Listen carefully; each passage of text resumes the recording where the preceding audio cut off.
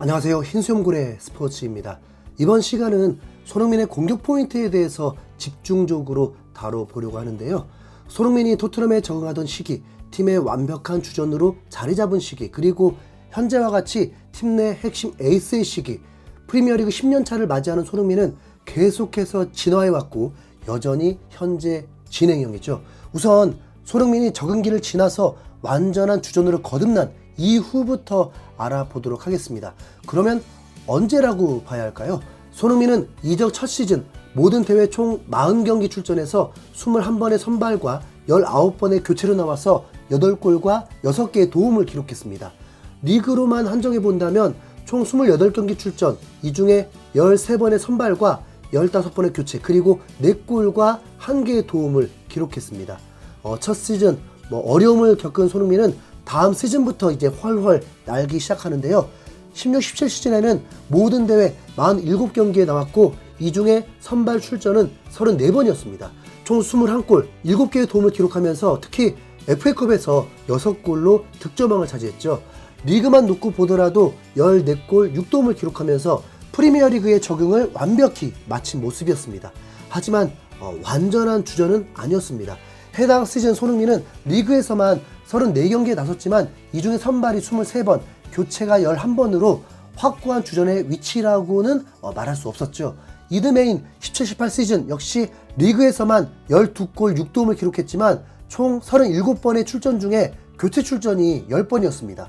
그리고 당시를 회상해 본다면 손흥민이 선발로 나선 경기에서도 후반 15분에서 20분이 지나가는 시점에서 손흥민을 가장 먼저 뺐었던 일들이 많았었죠. 오죽하면 국내 팬들은 포체티노를 교체티노라고 비아냥대기도 했었으니까요. 당시만 하더라도 손흥민이 선발에서 제외됐다 한들 그 자체만으로 화제가 되지는 않았습니다. 콘테 시절 손흥민이 부침을 겪었을 때 단지 선발에서 제외가 됐다는 사실 하나만으로 현재 언론에서 대서특필됐던 그 상황과는 차이가 좀 있었던 게 사실입니다. 냉정하게 손흥민이 완전한 주전이자 팀 내 핵심 선수로 자리 잡은 시즌은 18-19 시즌부터라고 볼 수 있는데요. 당시 손흥민은 모든 대회 48경기에 출전해서 20골과 9개의 도움을 기록했고 38번을 선발로 10번을 교체로 나섰습니다. 그리고 이 시즌이 토트넘이 챔피언스리그 준우승을 달성했던 바로 그 시즌이죠. 해당 시즌부터 현지 언론에서는 손흥민에 대해 월드클래스라고 칭하기 시작했고 팬들 사이에서도 일명 월클 논쟁이 시작됐습니다. 그리고 2019-2020 시즌, 이때부터 손흥민은 단순한 주전을 넘어 팀 내 최고 에이스로 인정받습니다. 최고의 시즌을 보낸 토트넘, 하지만 19-20 시즌에 마치 거짓말처럼 무너집니다. 시즌 시작 3개월 만에 포체티노 감독이 경질이 됐고 11월 20일부터 무리뉴 감독이 부임하게 되죠. 그리고 무리뉴 시절부터 손흥민은 토트넘에서 없어서는 안 될 지금의 위상과 같은 절대적인 존재로 거듭납니다. 손흥민은 19-20 시즌 총 41경기에 나서서 18골과 12개의 도움을 기록했고 교체로 나선 경기는 단 6차례에 불과합니다. 당시에 부상과 코로나라는 악재가 겹쳤지만 리그에서만 11골과 10개의 도움을 기록하면서 처음으로 10-10을 달성하기도 했습니다. 실제로 해당 시즌 토트넘은 손흥민이 결장했던 경기에서 승리를 챙기지 못했고 뿐만 아니라 경기력 자체가 엉망이 돼버렸던 게 한두 번이 아니었습니다. 오죽하면 당시에 손낙골이란 단어가 생겨났을 정도니까 말이죠. 손낙골, 손흥민이 나가면 골을 먹힌다. 이젠 추억이 돼버렸지만 기억들 하시죠? 무리뉴 감독은 역습 상황에서 손흥민보다 나은 선수는 없다면서 연일 손흥민에 대한 칭찬을 언론에 늘어놨고 손흥민이 빠진 경기에서 토트넘이 계속 무기력하게 무너지자 현지 팬들 사이에서도 손흥민은 토트넘에 절대 없어서는 안 되는 선수라는 인식이 강하게 박혀버리게 됩니다. 선수비 후 역습의 대명사였던 무리뉴 축구에서 손흥민은 가장 빛날 수밖에 없었던 최종 병기 그 자체였던 것이죠. 실제로 촘촘한 무리뉴의 수비, 이를 뚫어내기 위해 상대 입장에서는 더욱 공격적으로 경기를 운영할 수밖에 없었는데 역습 마스터 손흥민의 존재만으로도 상대는 수비 라인을 올릴 수밖에 없었던 것입니다. 하지만 손흥민이 경기장에 없을 때 상대는 라인을 끌어올리면서 더욱 공격적으로 나설 수가 있었고 이 과정에서 토트넘은 상대에게 고전하는 모습을 보여왔습니다. 그야말로 존재감이 어마어마한 상황이었죠. 뿐만 아니라 당시 세계 최고의 수비수인 버질 반다이크는 EPL 최고의 선수 5명에 손흥민을 데브라이너 등과 함께 호명했고, 리오넬 메시 역시 세계 최고의 선수 25인에 손흥민을 언급하면서 현역 월클 선수들이 뽑은 최고의 선수로 발돋움하게 됩니다. 또한 해당 시즌 16라운드 EPL 올해의 골이자 푸스카스상을 수상한 번리전 80m 드리블 골까지 만들어내면서 그 누구도 반박할 수 없는 최고의 선수 반열에 오르게 되죠. 손흥민이 기록한 득점 장면들 역시 점점 진화하게 됩니다. 사실 손흥민 하면 떠오르는 골 장면, 두 가지 장면 정도가 떠오르죠. 폭발적인 스피드로 상대 수비를 압살하고 골키퍼와 1대1에서 침착하게 마무리하는 장면, 그리고 좌우 45도 각도에서 쏘아올리는 로켓, 손흥민 존에서의 가마차기 장면이 가장 대표적인 손흥민의 골 장면입니다. 몇몇 이들은 손흥민이 스피드를 이용한 득점이 많기 때문에 조금만 신체적 능력이 떨어지게 된다면 확 무너질 것이다, 이렇게 얘기하는 이들도 있습니다. 물론 스피드 저하는 손흥민에게 있어서 치명적일 수 있죠. 하지만 손흥민은 이 역시 노련함으로 이겨내는 모습이었습니다. 가장 대표적인 예시가 23-24 시즌 프리미어리그 14라운드 맨시티전 골입니다. 당시 손흥민은 도쿠와의 경합을 이겨내고 완벽한 찬스를 만든 뒤 골을 기록했는데, 손흥민도 여전히 빠른 선수이긴 하지만 도쿠의 스피드는 둘째가라면 서러운 그 정도로 굉장히 빠른 선수입니다. 단순히 스피드만 놓고 본다면 지금의 도쿠가 지금의 손흥민보다 빠르죠. 하지만 손흥민은 완벽한 예측 그리고 완벽한 밸런스를 유지하면서 도크를 바보로 만들어버리면서 시원한 득점을 기록합니다. 이어지는 2020-2021 시즌에는 한 경기 4골을 몰아넣는 명장면도 만들어냅니다. 손흥민의 EPL 첫 해트트릭 달성, 손흥민 4골, 케인 4도움이었죠. 손흥민은 해당 시즌 리그에서만 37경기 출전, 이 중에 36번을 선발로 출전했고 17개와 10개의 도움을 기록하게 됩니다.